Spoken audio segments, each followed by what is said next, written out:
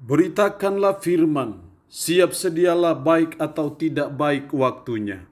Shalom, puji Tuhan, kita berjumpa lagi dalam renungan harian di hari ini. Firman Tuhan mengajar kita untuk kita senantiasa bersuka cita dalam situasi dan kondisi apapun juga. Karena itu apapun problematika hidup, kita harus senantiasa bersuka cita.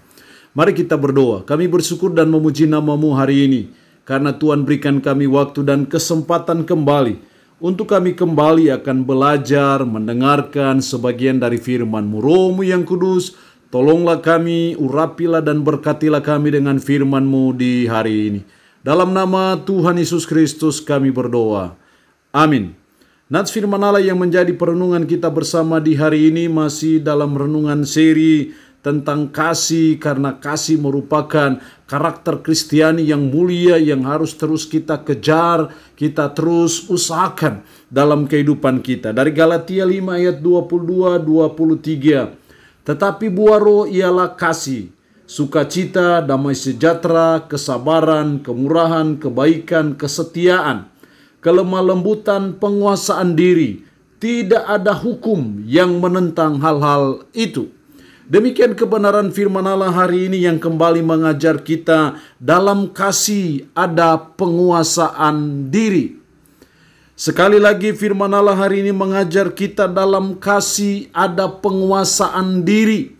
Kalau kita hidup di dalam kasih sebagai akibat karena kita hidup dalam pimpinan roh, sehingga kita menghasilkan buah roh, dan buah roh itu tunggal namanya kasih. Baru di dalam kasih itu ada yang namanya penguasaan diri. Hal ini terlihat dalam ayat 23, kelemah lembutan, penguasaan diri. Tidak ada hukum yang menentang hal-hal itu.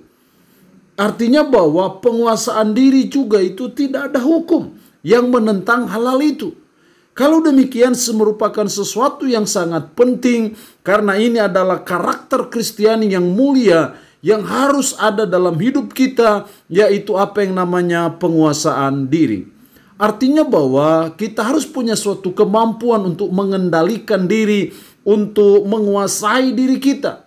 Jangan sampai emosi yang menguasai diri kita, jangan sampai kebencian, dendam, kesumat yang menguasai diri kita.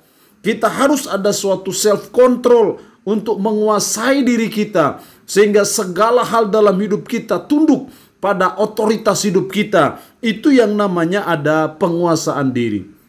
Seringkali banyak problematika dalam keluarga kita, salah satu penyebabnya adalah karena kita tidak ada self control, tidak ada penguasaan diri. Seringkali menimbulkan banyak masalah dalam pekerjaan kita, dalam kita berorganisasi, bermasyarakat. Seringkali banyak masalah muncul. Salah satu penyebabnya adalah karena tidak ada self control, tidak ada penguasaan diri dalam hidup kita. Karena itu sebagai umat, sebagai orang percaya, mari kita terus belajar, berusaha membangun apa yang namanya penguasaan diri, apa yang namanya self control dalam diri kita. Nah, supaya ada penguasaan diri dalam diri kita, maka ada dua hal penting yang harus kita usahakan. Yang pertama, kita harus hidup menurut roh. Kita harus hidup dalam pimpinan roh. Kita harus tunduk dalam kendali Roh Kudus dalam hidup kita. Karena oleh pimpinan dan kendali Roh Kudus dalam hidup itu menolong kita untuk ada penguasaan diri.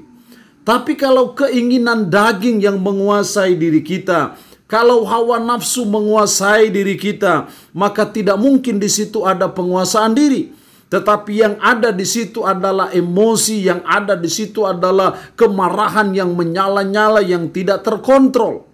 Karena itu hidup menurut roh, hidup dalam pimpinan roh, hidup dalam kendali Roh Kudus, itu sesuatu yang sangat penting dalam hidup kita sebagai umat yang bisa mengendalikan diri kita, mengendalikan hidup kita, sehingga kita ada self control ataupun penguasaan diri dalam hidup kita. Jadi kita terus belajar hidup menundukkan diri dalam pimpinan Roh Kudus.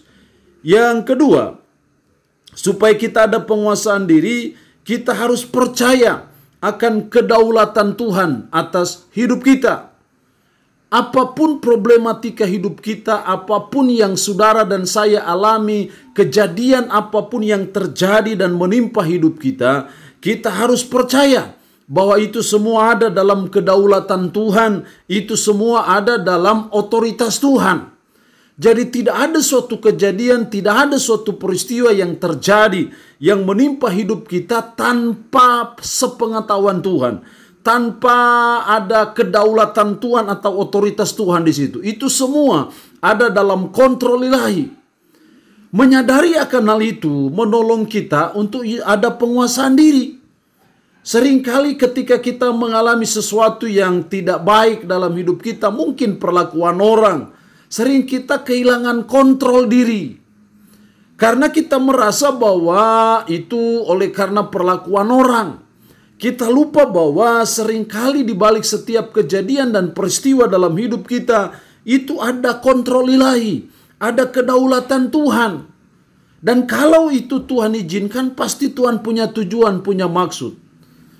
Kalau kita menyimak cerita tentang Yusuf, bagaimana dia dimasukkan ke sumur tua oleh kakak-kakaknya dengan harapan supaya dia mati berlahan-lahan. Tapi karena tidak mati berlahan-lahan, dia dijual kepada para kafilah Firaun, bekerja di istana Firaun, dikhianati oleh istri Potifar, dan akhirnya dia dimasukkan ke dalam penjara.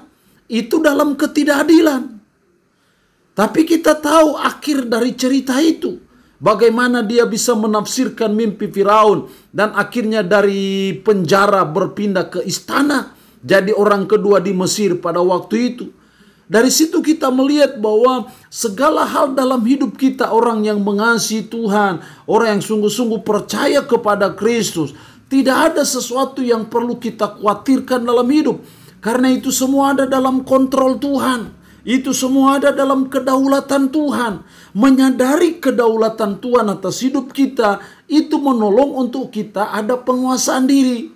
Sehingga tidak mudah emosi, tidak mudah marah yang meledak-meledak, yang menyala-nyala. Seringkali kemarahan yang menyala-nyala itu karena kita tidak menyadari otoritas Tuhan. Kedaulatan Tuhan atas hidup kita. Padahal Tuhan berdaulat atas segala hal dalam hidup kita.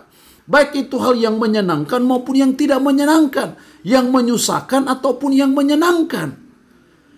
Jadi kita harus menyadari dan percayakan kedaulatan Tuhan.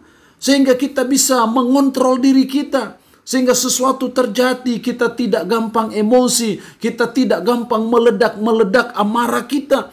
Tetapi sebaliknya kita menyerahkan semuanya kepada Tuhan. Karena Tuhanlah yang berotoritas dan berdaulat penuh atas seluruh kehidupan kita. Jadi supaya ada penguasaan diri, kita belajar akan kedaulatan Tuhan, otoritas Tuhan atas seluruh kehidupan kita. Allah yang punya firman ini memberkati kita dengan firman-Nya hari ini. Amin. Mari kita berdoa. Puji syukur untuk kebenaran firman-Mu hari ini yang mengajar kami bahwa dalam kasih ada penguasaan diri. Tuhan tolong kami supaya kami ada penguasaan diri dalam hidup kami. Karena itu ajarlah kami supaya kami selalu hidup menurut Roh Kudus, bukan hidup menurut kedagingan kami. Tolonglah kami supaya kami senantiasa percaya akan kedaulatan Tuhan atas hidup kami. Bahwa tidak ada suatu hal, tidak ada suatu kejadian, tidak ada suatu peristiwa tanpa kontrol, tanpa otoritas Tuhan. Kalau Tuhan izinkan, pasti punya maksud. Roh-Mu yang kudus tanamkan, meteraikan firman dalam hati dan pikiran kami. Dan hamba mohon berkat-Mu bagi umat-Mu yang boleh mendengarkan renungan harian di hari ini. Dalam nama Tuhan Yesus Kristus kami berdoa. Amin. Shalom, Tuhan Yesus memberkati.